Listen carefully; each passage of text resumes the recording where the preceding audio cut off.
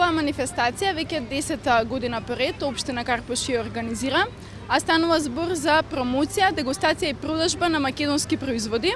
Односно, тука ќе најдете се што е македонско, сакам да кажам од медари до производители на ајвар, разни видови на производи, винари, рачни ракотворби, се што е препознатливо за Македонија.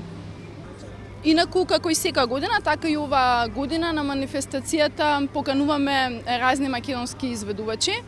До сега ни биле многу познати македонски имиња, тоа е се што е познато од македонската естрада. Сега оваа година решивме малку да смениме, тоест да поканиме еден хрватски пеач.